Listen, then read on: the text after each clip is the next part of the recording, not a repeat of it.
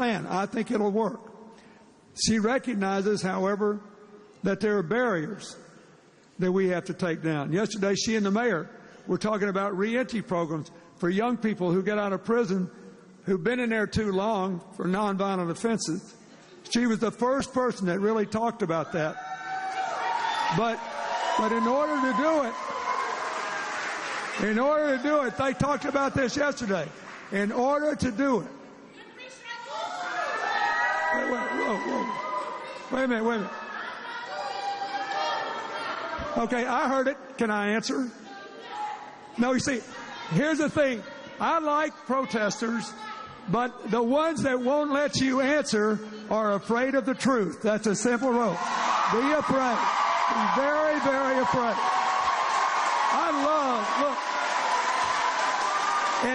At every campaign rally, I welcome the protesters. I had a guy in South Carolina interrupt me, and the crowd started booing him. I said, no, let's be quiet and listen to this person. I let him say the same thing twice. And I said, may I answer? He just kept screaming. Then a lady next to him said, I said, wait, listen to her. I let her say the same thing twice. I said, okay, may I answer? Just kept on screaming. Now look, what she's referring to are the increased sentencing provisions of the 1994 crime bill. 90% of the people in prison too long are in state prisons and local jails. More than 90%. But it's also true that there are too many people in the state prisons. I mean, the federal prisons. President Obama's trying to let them out. Here's what happened. Let's just tell the whole story. When I became president, the headlines in the newspapers were full of, now wait a minute, I listen to you, you listen to me. Wait. Here's what happened. Vice President Biden, you guys know Vice President Biden, whose family comes from Scranton. He was the chairman of the committee that had jurisdiction over this crime bill. I had an assault weapons ban in it.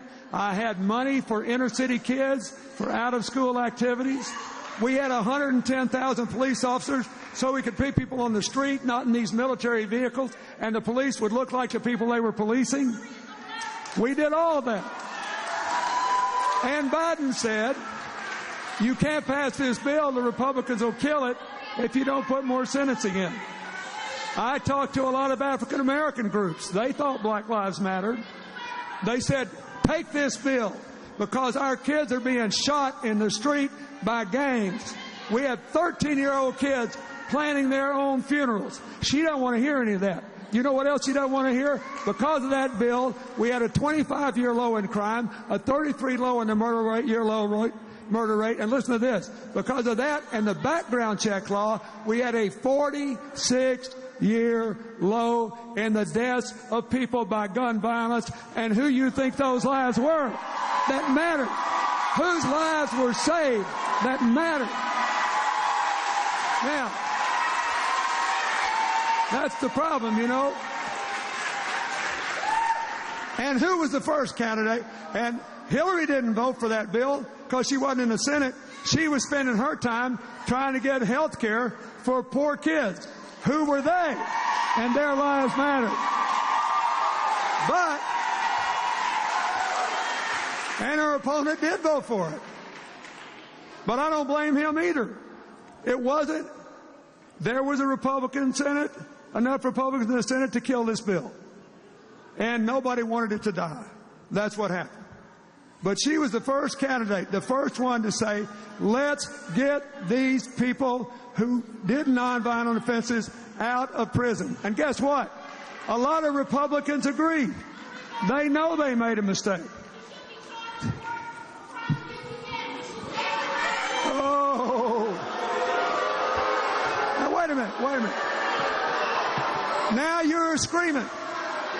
So let's do another one. Whoa. No, wait. I want to deal with them all. Come on. No. Come on. Wait. See these other signs? This is what's the matter. I don't know how you would characterize the gang leaders who got 13-year-old kids hopped up on crack and sent them out onto the street to murder other African-American children. Maybe you thought they were good citizens. She didn't. She didn't. You are defending the people who kill the lives you say matter. Tell the truth. You are defending the people who caused young people to go out and take guns. There was a 13-year-old girl in Washington, D.C. who was planting her own photos. How would you do it? Now, look at this other one. Look at this. That's not true. Now, let's talk about the other thing. They say the welfare reform bill increased poverty. Then why do we have the largest drop in African-American poverty in history when I was president? The largest in history.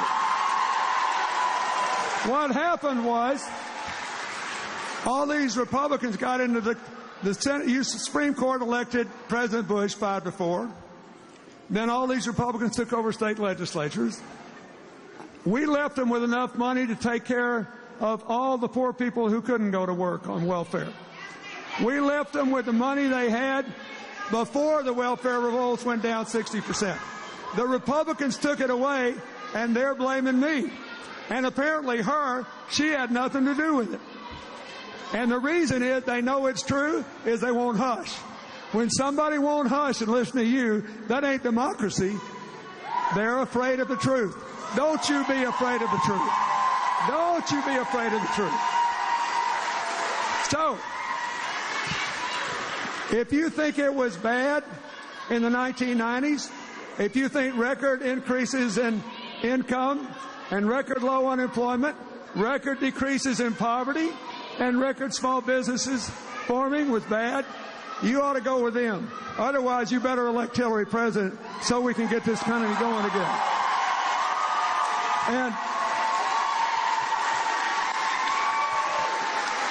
I love protesters, except when they won't let you answer. Tell them what you think.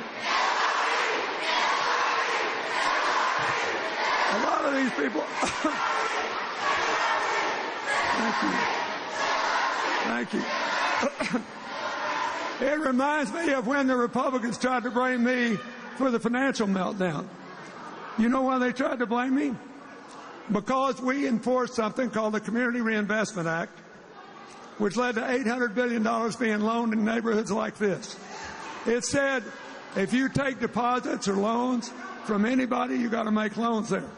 So when they caused the crash by having nobody home at the regulatory agencies, they said if Bill Clinton hadn't made us loan money to all these African American and Latino and immigrant neighborhoods, we'd be peachy keen. They were wrong too, just like them. And they don't like to listen either. So, look, all I know is this election's about the future. They're trying to blame her for something she didn't do. So I'll tell you another story about a place where Black Lives Matter. Africa. The other day, I started my day with a picture that was sent to me on my iPad of a little guy running a store, he wasn't very tall, in Tanzania, in Dar es Salaam. And you know what his store said? All it was a little crass. It said, the Hillary Clinton store. Now, why did he say that? Because the first thing she did as Secretary of State was triple the number of people in Africa whose lives we were saving from AIDS by going to all low-cost price drugs. The same thing she wants to do for the American people if we give them a chance. Now, that guy just put up his sign on the street a long way away. You need a president who will tell you the truth, answer the questions, and not be intimidated by people on the far right or the far left screaming things that are not true. You just got to decide if you believe it. I'm just telling you, tell you another time she thought Black Lives Mattered. just listen. No, listen. Listen. You listen to their screaming, and let me ask you this. I got a call from a friend of mine who's been a civil rights leader for years, decades. Last week he said, did Hillary really get 93% of the African-American vote in Alabama? I said, yes, she did. He said, how is that possible? I said, I'll tell you how. When she got out of law school, instead of going to work for some big law firm, which would have really given this girl something to scream about, she went to work for Marion White Edelman and the Children's Defense Fund. And she went to Alabama, where they were perpetuating school segregation and sticking it to the kids by having private academies, taking federal tax breaks, and pretending to be legal. Hillary posed as a housewife with a kid who might want to go to school in one of these schools 40 years ago, and she said, just tell me, sir, if my child goes here, will he be in an all-white school, yes or no? And the guy said, absolutely. She had him. She exposed him. They lost their tax credits. All those schools lost their tax credits. She ended the most prominent way of delegation in the world when she was 27 years old, because she thought those young black lives mattered. Then she went to South Carolina,